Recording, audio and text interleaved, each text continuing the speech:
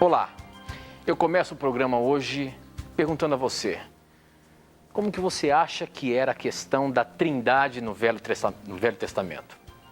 Existem alguns textos que dá a entender de que existia uma monolatria, ou seja, adoração em um só Deus. Olha só o que diz o livro de Êxodo, no capítulo 15, o verso 11. Não há outro Deus como tu, ó Senhor. Quem é santo e majestoso como tu?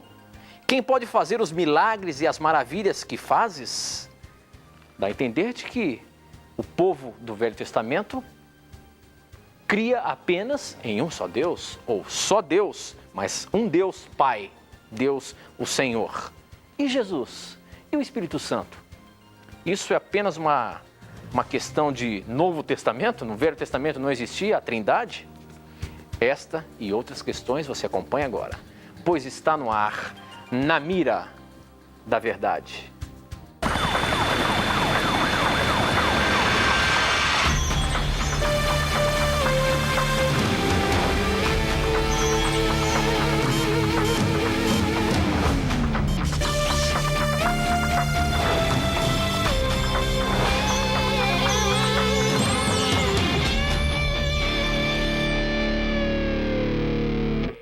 Olá, seja muito bem-vindo. Já nos conectamos com o Brasil e o mundo através das ondas do rádio, da internet e da TV Novo Tempo espalhada por todo o nosso país.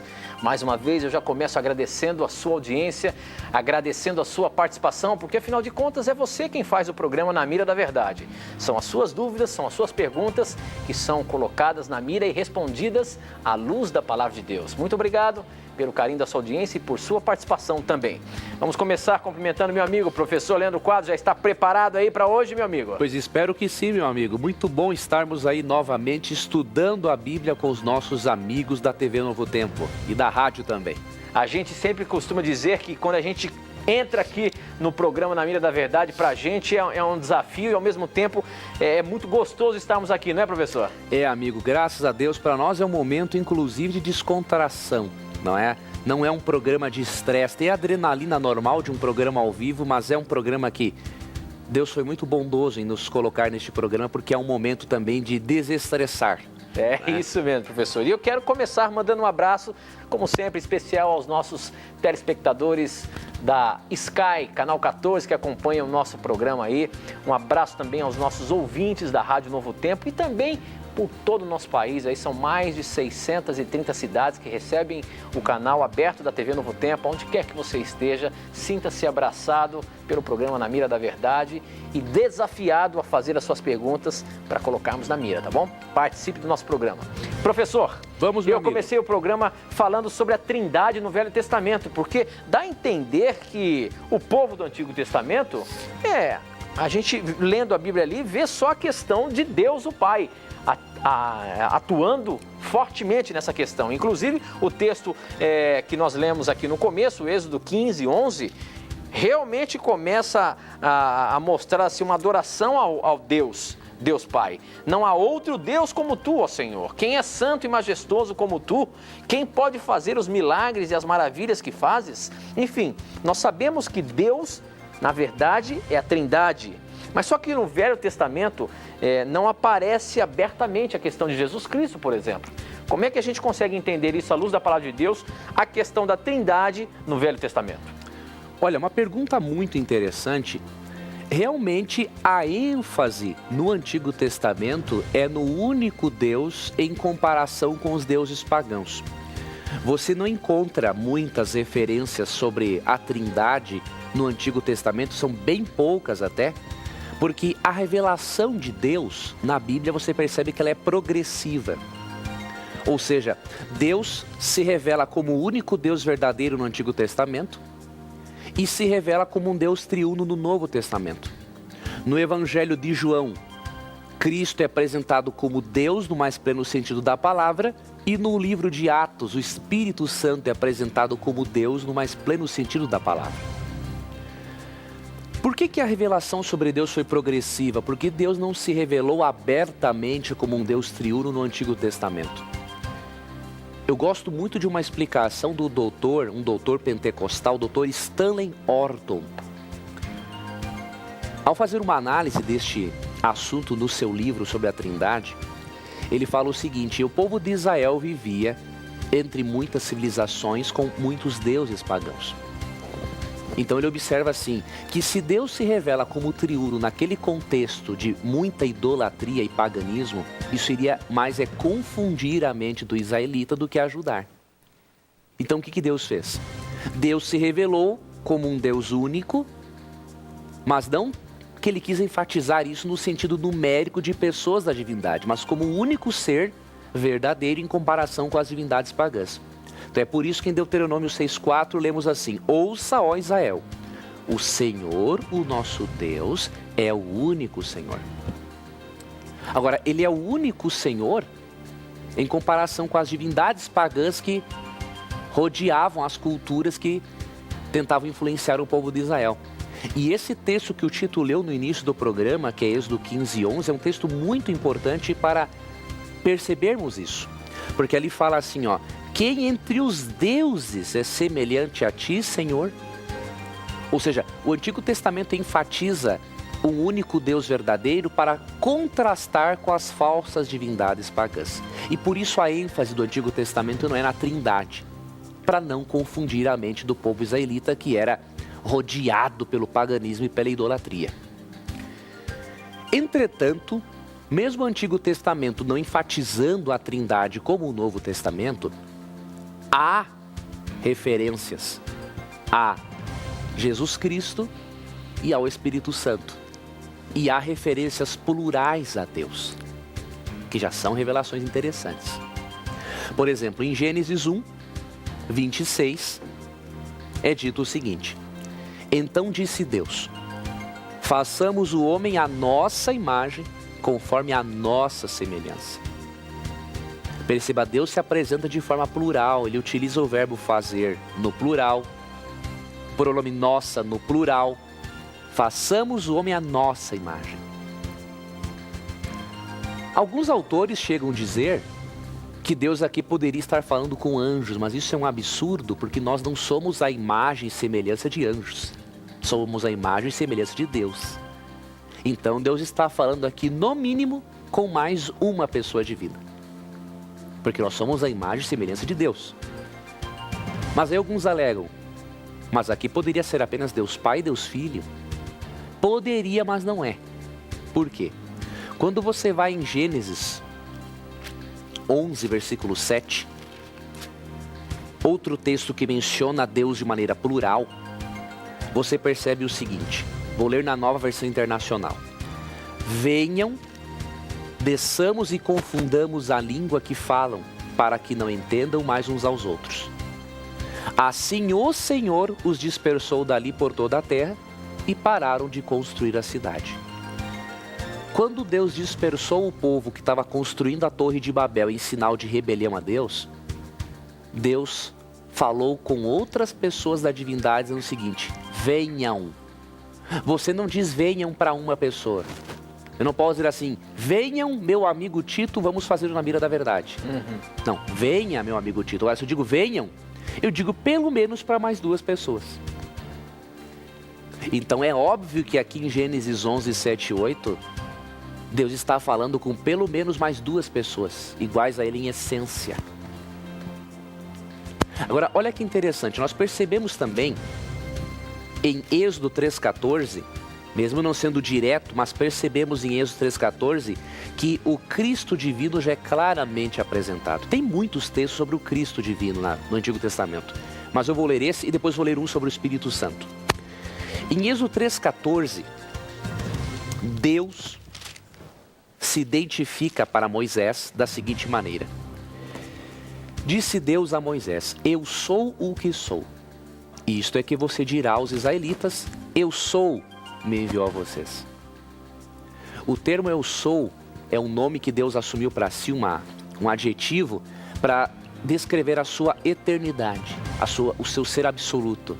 Eu sou o mesmo hoje, fui e serei. Quando você vai para João 8, 57, 58, você vê que este ser que falou aqui não foi Deus Pai. Sabia disso? Olha o que diz aqui João 8, 57 a 59. Disseram os judeus, você ainda não tem 50 anos e viu Abraão? Respondeu Jesus: eu lhes afirmo que antes de Abraão nascer, eu sou. Então eles apanharam pedras para apedrejá-lo, mas Jesus escondeu-se e saiu do templo.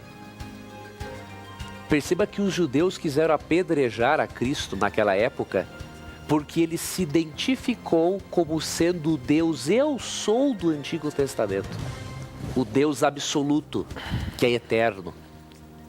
Então você percebe que em Gênesis há a pluralidade de Deus. E você percebe em Êxodo, aqui capítulo 13, em João 8, 57 a 59, que a divindade de Cristo é claramente destacada. A divindade de Cristo também é destacada em Isaías 9, 6. Ali falando de Cristo, Cristo é chamado de Deus forte, Pai da eternidade e Príncipe da paz. Então ali já era possível perceber que o Messias também era um ser divino e não era a mesma pessoa que o Pai.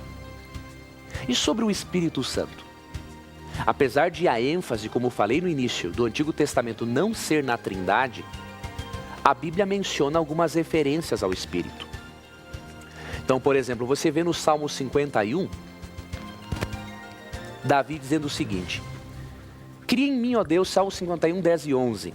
Cria em mim, ó Deus, um coração puro e renova dentro de mim um espírito estável. Não me expulses da tua presença, nem retires de mim o teu santo Espírito. Davi ora a Deus para que nunca o Espírito Santo se retire dele.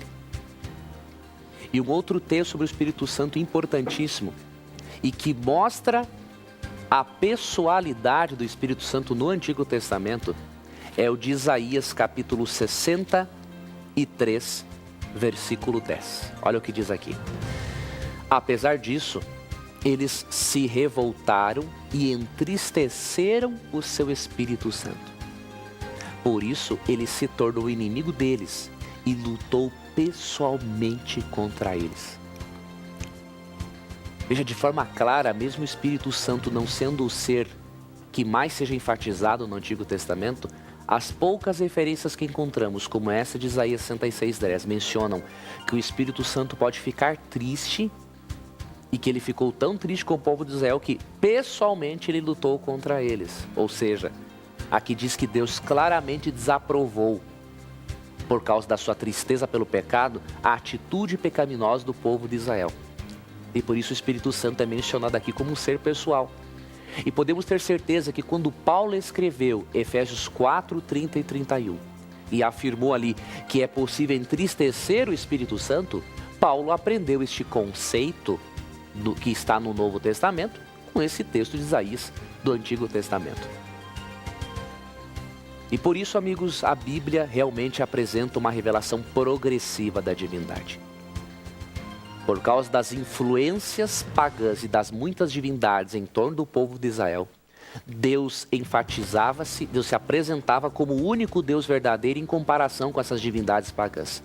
Mas ao longo da Bíblia, Deus vai se revelando progressivamente no momento em que o ser humano vai podendo compreendê-lo melhor. E por isso não temos nenhuma dúvida de que Deus é o único Deus verdadeiro em relação a outros deuses, mas que esta divindade é composta por três pessoas distintas, coeternas, onipresentes, oniscientes. E essas três pessoas formam uma divindade.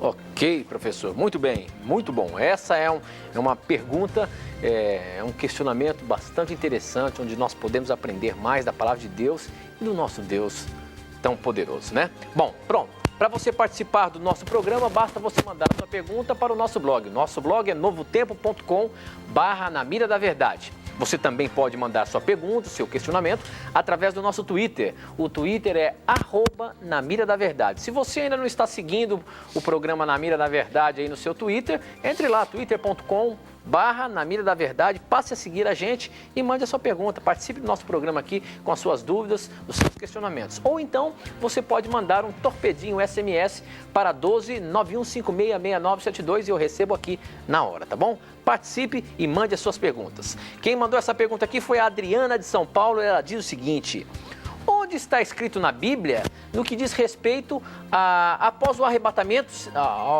da igreja, que não haverá mais tribulação? Professor, existe alguma dúvida ainda em que após o arrebatamento da igreja possa haver ainda alguma tribulação aqui na Terra? Ou seja, após o arrebatamento ainda fica um grupo aqui que pode ser transformado ou atribulado, enfim. Como é que é isso aí, a questão do arrebatamento, a questão da volta de Jesus, enfim, esse assunto? Pois olha, nós temos muitos sinceros irmãos pentecostais e de outras linhas evangélicas que nos acompanham e que creem que a igreja vai ser arrebatada secretamente antes da grande tribulação. Mas com muito carinho e amor que temos por esses nossos irmãos, que nossa razão de existir é para estudar a Bíblia com todos os nossos irmãos, independente de igreja que frequente, né? Com todo carinho temos que dizer que essa doutrina dispensacionalista, não é? Ela não é uma doutrina bíblica. Como que nós sabemos que Cristo não vai voltar secretamente e que os justos estarão aqui na terra por ocasião da grande tribulação? Nós temos textos bíblicos vitais que nos explicam sobre isso. E eu queria repartir alguns com você. O primeiro deles, para mostrar que a igreja não vai ser arrebatada secretamente, é importante você ler 1 Tessalonicenses 4, versos 16 e 17. A única vez que a Bíblia menciona essa palavra arrebatamento, você vai perceber que nessa única vez a Bíblia não a menciona num contexto em que o arrebatamento possa ser interpretado como sendo secreto. Então, em 1 Tessalonicenses 4, 16 e 17, encontramos esta palavra e o texto diz o seguinte: pois dada a ordem, com voz do arcanjo e o ressoar da trombeta de Deus, o próprio Senhor descerá dos céus e os mortos em Cristo ressuscitarão primeiro. Depois nós, os vivos, os que ficarmos, seremos arrebatados com eles nas nuvens para o encontro com o Senhor nos ares. E assim estaremos com o Senhor para sempre. Você perceba que quando é mencionado o arrebatamento dos justos, isso se dá no contexto da volta de Cristo, ao som de trombetas e no momento em que os mortos são ressuscitados. Ou seja, não há nada de secreto, meu amigo, meu irmão, na volta de Cristo. Não existe o arrebatamento secreto. A única vez que menciona os seus justos sendo arrebatados nesse texto, menciona eles sendo arrebatados ao som de trombetas e com a ressurreição dos mortos. Então não foi por acaso que Cristo comparou a sua volta a um relâmpago, como lemos ali em Lucas capítulo 17. Então em Lucas 17, Cristo compara a sua volta a um relâmpago para mostrar que o seu retorno é visível. Então em Lucas capítulo 17, ele diz o seguinte, versículo 24. Pois o Filho do Homem no seu dia será como um relâmpago, cujo brilho vai de uma extremidade à outra do céu. Nada há de secreto na volta de Cristo. E sobre a tribulação? Bom, aí você precisa ler um outro texto importante. Está em Apocalipse capítulo 7, versos 13 e 14. Ali menciona-se claramente que os justos, salvos e que estarão no céu, eles terão vindo de uma grande tribulação. E isso mostra que a grande tribulação ocorre antes da volta de Cristo e que os justos ainda estarão neste planeta durante a grande tribulação. Você pode até achar um pouco estranho isso, mas eu vou lhe mostrar na Bíblia você vai perceber a lógica de Deus nesse assunto. Então, Apocalipse 7, 13 e 14 diz o seguinte. Então um dos anciãos me perguntou, João estava numa visão no céu em que ele viu anciãos e aí Deus estava revelando algumas coisas para ele. Quem são esses que estão vestidos de branco e de onde vieram? Respondi, Senhor, tu sabes. E ele disse, estes são os que vieram da grande tribulação e lavaram as suas vestes e as alvejaram no sangue do Cordeiro. Por isso eles estão diante do trono de Deus e o servem dia e noite em seu santuário. Olha que interessante esse texto. Diz que esses justos salvos que servem a Deus, eles vieram da grande tribulação e lavaram suas vestiduras no sangue do Cordeiro. Acreditaram na doutrina da justificação pela fé e aceitaram a Cristo como único Senhor e Salvador, aquele capaz de transformar a vida do indivíduo e escrever os princípios morais de Deus no coração dessa pessoa. A grande tribulação, nós precisamos estar nela durante esse período, por quê? Porque é desta maneira que Deus vai mostrar ao universo quem é dele e quem não é dele. Os anjos não são oniscientes. De acordo com 1 Pedro 1,12, os anjos anelam pesquisar, perscrutar o plano de salvação. E é no período de grande tribulação, quando seremos testados entre adorar a Deus ou adorar a imagem da besta, que será a observância de um falso dia de guarda no futuro, é que Deus vai poder demonstrar para o universo quem é dele e quem não é dele. E por isso, recapitulando para finalizar a resposta, esse querido irmão, a volta de Cristo não será secreta, é acompanhada ao som de trombetas e da ressurreição dos justos. E de acordo com Mateus 25:31, todos os anjos virão com ele. E a grande tribulação ocorre antes da volta de Cristo. Quando Cristo voltar, ele vai dar a recompensa àqueles que foram fiéis durante a grande tribulação. Este é o ensinamento bíblico. E, portanto, não podemos aceitar outro no lugar deste. Muito bem, professor. Bom, a próxima pergunta agora eu quero colocar do nosso Twitter, que tem muita gente acompanhando a gente aqui. Um abraço a todos vocês que acompanham a gente pelo Twitter. Professor Leandro Quadros. Vamos, amigo. Essa aqui é boa, meu amigo. Olha só o questionamento. A expressão os filhos de Deus, no original da Bíblia, é o mesmo em Gênesis 6:4 e Jó 1:6? Ou seja, se referem a anjos ou outros mundos? Porque olha só o que fala aqui em Gênesis capítulo 5, verso 4. Havia gigantes na terra naquele tempo e também depois, quando os filhos de Deus tiveram relações com as filhas dos homens, essas lhe deram filhos e assim por diante, o texto vai falando. Aí lá em Jó, no capítulo 1, verso 6, diz o seguinte: chegou o dia em que os filhos de Deus vieram apresentar-se diante de Deus, o Senhor, no meio deles veio também Satanás, dando a entender, professor, que esses filhos aqui de Jó eram seres celestiais que estavam ali naquela conferência no céu. E lá em Gênesis dá a ideia de que esses seres celestiais vieram na terra e tiveram relações sexuais com filhas dos homens aqui. Como é que é isso aí, professor? Realmente existiu essa amalgamação entre anjos e seres humanos, podemos dizer assim? Por incrível que pareça, existem teólogos que acreditam nessa barbaridade, né? Mas, biblicamente, não é assim pelo seguinte.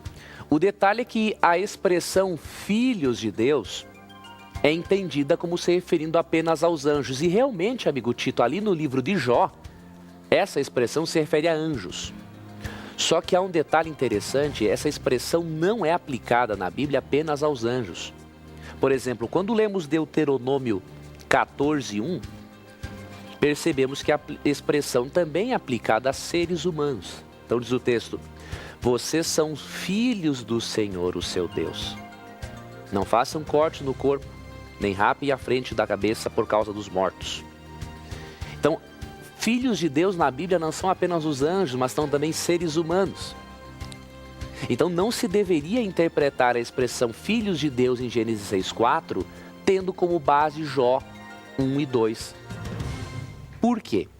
Primeiro, porque a expressão também se refere a seres humanos e porque o próprio contexto do capítulo 6 nos mostra que são seres humanos que estão envolvidos ali naquele problema do dilúvio e não anjos necessariamente. Por exemplo, como que nós identificamos esses filhos de Deus e as filhas dos homens? Antes, uma observação: o fato de existirem gigantes também não é prova de união sexual entre anjos e homens. Por quê? Olha em Números 13:33, por exemplo, bem depois do Gênesis ali, do início do Gênesis, né? Da história humana. Diz assim: os israelitas foram para uma terra pagã em Canaã e disseram assim: vimos também os gigantes, os descendentes de Enaque, diante de quem parecíamos gafanhotos a nós e a eles. Ou seja, era natural na antiguidade haverem pessoas gigantes, pessoas muito altas. Então, na verdade, o ser humano foi decrescendo na sua estatura e na sua constituição genética. Então, haviam pessoas muito grandes que não eram resultado da união de anjos com seres humanos. Mas vamos finalizar essa resposta após o intervalo, porque já chegamos no momento de irmos para um rápido intervalo. E eu vou mostrar depois alguns versículos para provarmos que anjos não estão envolvidos naquela expressão filhos de Deus. Então, depois do intervalo, nós voltamos e vamos continuar o nosso estudo. A gente volta já já.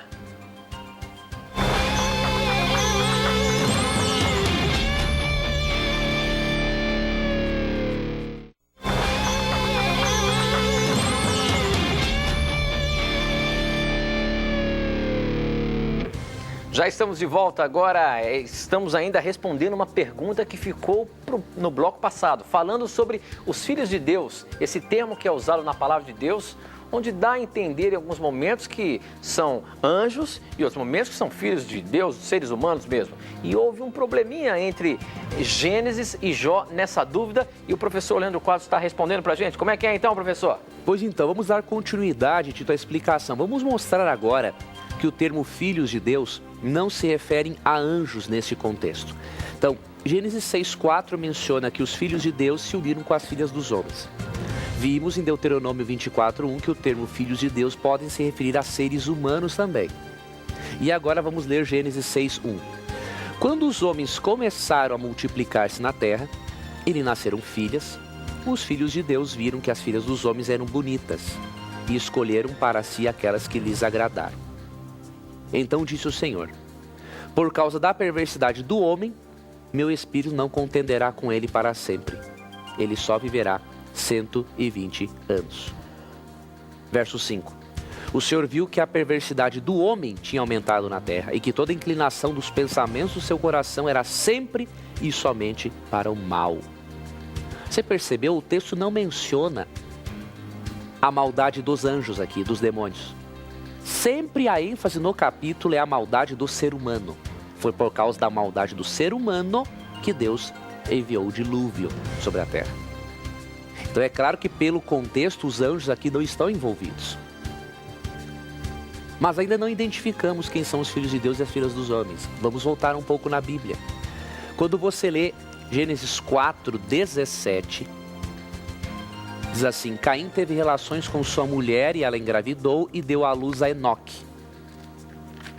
Depois Caim fundou uma cidade a qual deu o nome do seu filho Enoque. Aqui menciona Caim e depois os descendentes de Caim. Agora você vai para o mesmo capítulo, no verso 25, e diz assim: novamente Adão teve relações com sua mulher e ela deu à luz outro filho, a quem chamou Sete, dizendo: Deus me concedeu um filho no lugar de Abel, visto que Caim o matou. Também a Sete nasceu um filho, a quem deu o nome de Enos. Nessa época começou-se a invocar o nome do Senhor. Percebeu? Os filhos de Deus são os descendentes de Sete, que invocavam o nome do Senhor. As filhas dos homens são as descendentes de Caim, que não invocavam o nome do Senhor.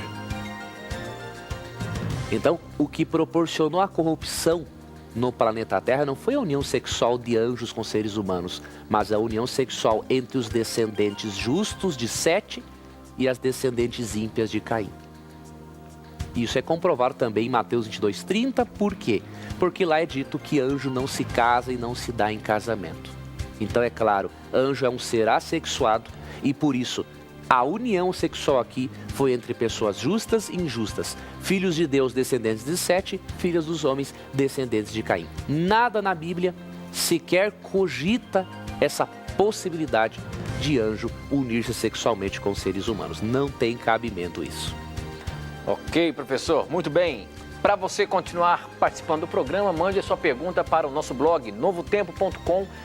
Na Mira da Verdade, você manda o seu questionamento, eu recebo aqui na hora, ou então você pode seguir a gente no Twitter e também mandar a sua pergunta pelo Twitter. O nosso Twitter é @NaMiraDaVerdade. E ainda você pode mandar a sua pergunta pelo nosso torpedinho SMS para 12 91566972. Você manda a sua pergunta e eu recebo aqui na hora, tá bom? Bom, a próxima pergunta é a seguinte. Tem uma dúvida, quem mandou essa pergunta foi o Reginaldo, ele é de Cananéia, São Paulo, e ele diz o seguinte: tem uma dúvida com respeito à morte. É verdade que o inferno mudou de lugar? Gostaria de saber se isso tem algum fundamento. Olha aí, professor, o inferno mudou de algum lugar? Existe aí com relação à morte? Como que é essa questão morte, inferno, morte? Se o inferno mudou de lugar, onde é que é? Não quero nem saber o endereço, mas fala aí, vamos ver. Vamos lá. Veja bem, amigo Reginaldo, o inferno nunca mudou de lugar, porque na verdade o inferno de fogo não existe. O quê? Não existe o inferno? Querido, não existe. Ele mas o que vai que existir. Como é que é? Ele vai existir, mas não existe hoje. Ué, mas a gente aprende, a gente ouve falar tanto aí sobre o inferno, que a pessoa vai para o inferno, vai para o céu, vai para o purgatório, enfim. Como é que não existe isso, professor? Infelizmente, Tito, a nossa cultura ocidental e religiosa é muito influenciada pelo pensamento grego a respeito da natureza humana. Então, os gregos acreditavam que o ser humano tem uma entidade imaterial, a alma, que sobrevive fora do corpo, mas esse não é um ensinamento bíblico. Quem estuda a sério a antropologia bíblica percebe que a natureza humana é inseparável. A Bíblia ensina o holismo bíblico, ou seja, só há consciência quando há a união do corpo com a mente e com o espírito, que é o fôlego de vida que saiu da boca de Deus, aquele princípio vital. Agora, o inferno nunca existiu, ele vai existir, o lago de fogo. O detalhe é que as pessoas têm que analisar uma coisa. Quando Cristo fala em Mateus capítulo 5, 43 a 47 do lago de fogo, ou inferno, ou Guiena no original, ele se refere ao lago de fogo dos últimos dias, que vai castigar e depois aniquilar os maus. Como que nós sabemos isso? Porque em Apocalipse 20:10, quando menciona o diabo sendo atormentado, castigado no lago de fogo para depois ser destruído de acordo com Romanos 16:20, aqui esse lago de fogo é mencionado depois de um período chamado milênio. Jesus volta, durante 1000 anos os maus permanecem mortos nessa terra e os justos no céu. Depois do milênio, aí no verso 10, o diabo foi lançado no lago de fogo que arde com enxofre. Então você perceba, o inferno nunca mudou de lugar porque ele nunca existiu, ele vai existir. E de acordo com 2 Pedro capítulo 3, 10 a 13, este mundo se tornará, será queimado por Deus, para Deus purificar este mundo do pecado e dos pecadores que se apegaram ao pecado. E aqui será o lago de fogo depois do milênio. Então o inferno não existe hoje. Então essa teoria, meus amigos, do inferno eterno, ela não é bíblica.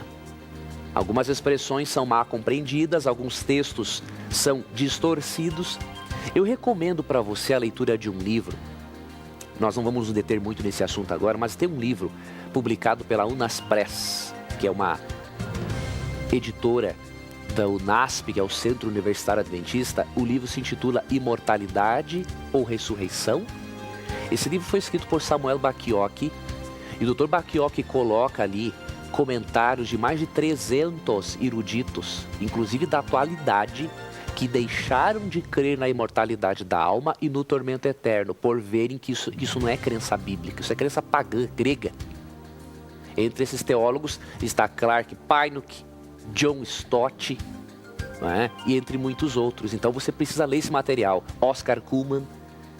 Então você pode ligar para 19 3858 9000, 19 3858 9000 e solicitar esse livro, que, olha, vai lhe ajudar muito a você perceber que a crença na imortalidade da alma e no tormento eterno é pagã, não faz parte da palavra de Deus. Ok, professor, muito bem. Eu queria apresentar para você o nosso presentinho que nós oferecemos aqui todas as semanas para você. Essa revista aqui, ó, Verdades para o Tempo do Fim. Ó. Tirei do plastiquinho aqui, ó, novinha para você receber aí na sua casa. Para você ter essa revista aqui, que na verdade é um curso bíblico com 18 lições interessantíssimas sobre os mais variados assuntos. Tem aqui, ó, verdades para um mundo assustado, a estratégia da rebelião, o milagre do novo nascimento, por que tantas religiões, a essência do cristianismo, a um passo da liberdade, um dia a ser lembrado. São 16 lições belíssimas. É, na verdade, uma revista que no final de cada artigo tem um pequeno questionáriozinho para você receber, para você preencher e aprender sobre a palavra de Deus. Verdades para o Tempo do Fim. Essa é a revista que você recebe gratuitamente na sua casa. Basta você acessar o nosso blog. E eu vou mostrar aqui o nosso blog para você agora. Ó. Não sei se os nossos câmeras vão conseguir pegar ali. Ó. Esse aqui é o nosso blog, www.novotempo.com/na mira da verdade. Vamos ver se ele consegue mostrar ali, ó. Isso, esse é o nosso blog, tá? É só você acessar lá, novotempo.com/na mira da verdade, e você vai ver, ó, aqui para baixo tem a revista. Como que você faz para pedir a revista? Aqui, ó. Ó, basta você clicar aqui nessa revista, ó, nesse íconezinho aqui, ó, e você vai entrar em um um formuláriozinho para você preencher e colocar lá os seus dados de postal para você receber na sua casa. Ó, interessante aqui também que você pode adquirir o livro Na Mira da Verdade, volume 1 do professor Leandro Quadros. É só clicar aqui também em cima que você vai direcionar você aonde você faz para conseguir o livro Verdades para o Tempo... Na Mira da Verdade. Olha só, este é um blog onde você vai encontrar aí os programas antigos que nós gravamos e temas interessantíssimos, como por exemplo esse aqui, ó. Como harmonizar 2 Reis 8:26 com 2 Crônicas 22:2. Portanto, acesse lá o nosso blog. Eu tenho certeza que você vai gostar e vai participar para ganhar essa revista que nós oferecemos gratuitamente para você, tá bom? Bom, professor, as perguntas não param de chegar e tem mais uma boa para você aqui. Olha só, já que você estava falando sobre inferno aí, já emendou aqui sobre o assunto. Quem pergunta essa é a Luciana de Pouso Alegre e ela diz o seguinte: gostaria de perguntar sobre a parábola do rico e o Lázaro. É muito conhecida aqui no programa. E ela diz o seguinte: de acordo com ela, logo em seguida à morte, tanto Lázaro quanto o rico estão conscientes, um sendo consolado e outro atormentado. Como fica então essa questão de acordo com a doutrina de que a alma não é imortal? E em relação também ao inferno. Se um está sendo atormentado, estava lá no inferno e o outro estava lá no céu. Como é que fica então a questão da imortalidade da alma e essa relação aí, céu e inferno? Vamos lá. A parábola do rico e Lázaro já demonstra para nós, pelo próprio contexto dela, que ela é uma parábola. Como que nós sabemos isso? Algumas pessoas dizem assim: isso aqui não pode ser uma parábola porque parábola não se usam nomes próprios. Não sei de onde tiraram esta regra, mas quando você analisa o contexto, você percebe claramente que este relato é uma parábola e, portanto, é simbólico. E existe uma regra de interpretação bíblica muito clara de que nós não devemos fundamentar doutrina, criar doutrina em cima de parábolas, apenas das lições morais que a parábola ensina. A parábola é um conto fictício, que serve como pano de fundo para destacar uma lição moral. E que em Lucas 16 há uma parábola, percebemos pela análise do contexto ou da chamada perícope, que é o bloco de texto que trata sobre o mesmo assunto. Onde está a perícope? Onde está o bloco de texto de Lucas 16? Começa no capítulo 15 e vai até o capítulo 17, verso 10.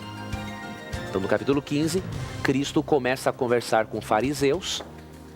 O mesmo diálogo passa pelo capítulo 16 e vai até o capítulo 17. E nesse diálogo, ele conta a parábola da moeda perdida, a parábola do administrador infiel, a parábola do rico e Lázaro, não é? Então, o que acontece? E também do filho pródigo. Então, é claro que se Cristo está nesse bloco de texto usando parábolas para ensinar lições morais, é claro que o relato do rico e Lázaro também é uma parábola. Então, se ele é uma parábola, já sabemos que Cristo está utilizando de uma história fictícia para ensinar um ponto moral. Já que descobrimos que é uma parábola pela análise da perícope do texto, vamos agora entender o porquê que Cristo utilizou-se dessa história para ensinar uma lição moral. Flávio Joséfo, escritor do primeiro século ali, ele conta que havia entre os judeus uma crença de que a pessoa morria e iria para o seio de Abraão e que o ímpio iria para, diríamos assim, o inferno. Então era uma crença muito popular no judaísmo helenizado, que teve influência dos gregos, porque antes disso o judeu não acreditava em hipótese alguma nisso. O que Cristo fez? Para ele ensinar a lição moral que ele queria, ele pegou uma história corrente entre os judeus da época. E aí a lição moral que ele quis ensinar, entre outras, não é? Está no versículo 31 de Lucas 16. Abraão respondeu: se não ouvem a Moisés e aos profetas, tampouco se deixarão convencer, ainda que ressuscite alguém dentre os mortos. No diálogo do rico e Lázaro, Cristo quis ensinar exatamente isso. O suposto rico no suposto inferno falou assim: mande alguém avisar a minha família que este lugar é terrível. E a lição que Cristo quis passar é o seguinte: olha, mesmo que alguém ressuscite dentre os mortos, não vai adiantar nada. Seus parentes têm que crer na palavra de Deus, nos escritos de Moisés e nos escritos dos profetas. Então este é um dos ensinamentos principais da parábola. E não podemos, queridos, crer na imortalidade da alma com base num relato simbólico que é utilizado para ensinar uma lição moral. Se nós aceitássemos isso como literal, teríamos que aceitar a salvação pelas obras. Porque no texto claramente é dito, não é? No versículo 24 e 25, que o rico foi para o inferno por ser rico e o pobre foi para o céu por ser pobre. Nós sabemos que não é o dinheiro que determina a salvação do indivíduo. No céu haverão ricos e pobres, e no lago de fogo também haverão ricos e pobres. A salvação não é pelo que você tem, é por você aceitar a Cristo pela fé, como diz Romanos 5:1. Então, interpretar literalmente a parábola vai nos levar, obviamente, a rejeitarmos o ensinamento bíblico da justificação pela fé. E nós não podemos fazer isso. Vamos entender o texto dentro do seu contexto de parábola e não vamos ter problemas interpretativos com a palavra de Deus. Ok, professor. Outra pergunta interessante que chegou aqui pelo Torpedinho é o seguinte: quem mandou essa aqui foi Leandro. Leandro, ele diz o seguinte: depois que estivermos no paraíso, eu e a minha esposa continuaremos vivendo como marido e mulher? Não, vamos fazer o seguinte: você já me falou aqui com relação à vida sexual no céu. Tudo bem, você vai responder aí. Mas como família, será que eu vou viver com a minha família no céu, por exemplo? Pois olha, Tito, essa pergunta é importante porque nós não temos todas as respostas sobre esse assunto. Eu não creio particularmente que em um único texto bíblico Cristo quisesse nos dizer tudo a respeito de como vai ser a vida na eternidade. Ele falou só em um texto bíblico? Só em um, amigo. Então em Mateus 22:30, né? Ele repete esse conceito também ali em Marcos e Lucas, não é? Mas é a mesma ideia, só uma repetição, né? Mas só nesta ocasião é que ele fala assim, ó, Mateus 22:30. Na ressurreição as pessoas não se casam, nem são dadas em casamento, mas são como os anjos no céu. O que Cristo está dizendo aqui? Que todos no céu seremos uma família universal. Então nós moraremos sim com os nossos familiares, mas poderemos estar em outros lugares com outras pessoas, com os anjos, com outras criaturas que Deus fez, porque todos serão uma família universal. Aqui menciona-se realmente que numa nova ordem de coisas, todos seremos uma família universal. Agora, os detalhes de como será isso, realmente a Bíblia não nos revela. Agora, o que a Bíblia nos fala de forma muito bonita, é ali em Isaías 65:21, Isaías 66:17, né? Que na nova terra, também Isaías 11, que na nova terra nós vamos, além de poder construir casas, viver em famílias, vamos habitar com os animais, nenhum animal será mais selvagem. Vai haver uma transformação total, tanto da humanidade quanto da criação. E por isso podemos ter certeza, apesar de não termos todas as respostas sobre como será a vida em família no céu, o que temos é suficiente para termos a certeza de que Deus preparou o que vai ser o melhor para a nossa felicidade. Ok, professor, muito bem. muitas perguntas chegando. Para você participar do nosso programa, mande a sua pergunta para o nosso blog, novotempo.com/na mira da verdade. Eu recebo aqui na hora a sua pergunta. Ou então acesse o nosso Twitter, que é @na mira da verdade. Manda suas perguntas, que também chega aqui na hora. Obrigado pela participação dos nossos tuiteiros. E também pelo nosso torpedinho SMS. O nosso número é 12 9156 6972, tá bom? A próxima pergunta é essa aqui. Professor, você sabe que hoje a gente vive num mundo onde a tentação ela é constante, principalmente Sim. com os jovens, principalmente não, todos nós somos tentados o tempo todo. Mas a pergunta que chegou aqui pra gente, deixa eu ver se quem foi que mandou, foi o Josué de Engenheiro Coelho. Ele diz o seguinte: como evitar hoje em dia as seguintes tentações bem presentes para os jovens, como pornografia, masturbação, pensamentos impuros? A gente hoje é bombardeado na mídia com as coisas que estimulam esse tipo de prática. A masturbação, a pornografia, né, os pensamentos impuros. Como é que a gente pode orientar através da palavra de Deus para os nossos jovens se abster desse tipo de problema, dessa tentação? Se é que existe como se abster disso? Olha, essa pergunta é muito interessante e muito oportuna, porque realmente no mundo em que vivemos, todos nós, cristãos ou não, enfrentamos problemas com esse tipo de coisa. Por mais que você se esforce, a sua natureza pecaminosa faz com que você contemple cenas impróprias, muitas vezes, mesmo que você não queira. Então é fácil, em qualquer esquina você encontra material pornográfico, né? Outdoors muito chamativos, especialmente para o homem. Isso é uma tentação horrível. Agora, como que o ser humano tem que proceder? Primeiramente, você nunca poderá tentar resolver os seus problemas de ordem sexual ou tentações sozinho. Isso não tem como. Você precisa, primeiramente, seguir essa orientação aqui, crer nisso aqui de Filipenses 2,13, que diz assim: pois é Deus quem efetua em vocês tanto o querer quanto o realizar de acordo com a boa vontade dele.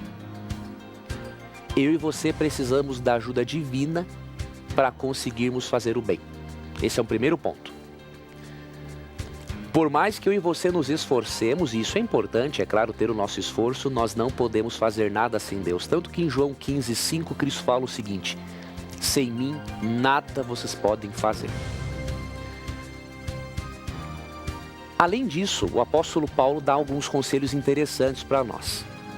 Em 1 Coríntios, no capítulo 6, falando sobre a imoralidade sexual, da qual ninguém está livre, por isso que nós nunca devemos julgar as pessoas, não devemos sim aprovar o comportamento errado delas, mas nunca devemos nos colocar numa posição assim: olha lá, aquele fez aquilo. Enquanto estivermos vivos no mundo de pecado, qualquer um pode cair. E por isso precisamos sempre ter compaixão com as pessoas, levá-las de volta para Deus com um arrependimento sincero, para que confiem na graça dele.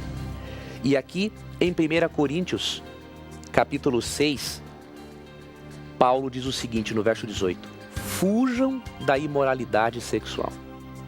Então o jeito é fugir mesmo, porque se nós ficarmos diante dela, vamos fazer bobagem. Então por isso que Paulo já usa a expressão fujam. Algumas maneiras de nós fugirmos é seguindo esse princípio de Filipenses 4,8, que diz assim: finalmente, irmãos, tudo que for verdadeiro, tudo que for nobre, tudo que for correto, tudo que for puro, tudo que for amável, tudo que for de boa fama, se houver algo de excelente ou digno de louvor, pensem nessas coisas.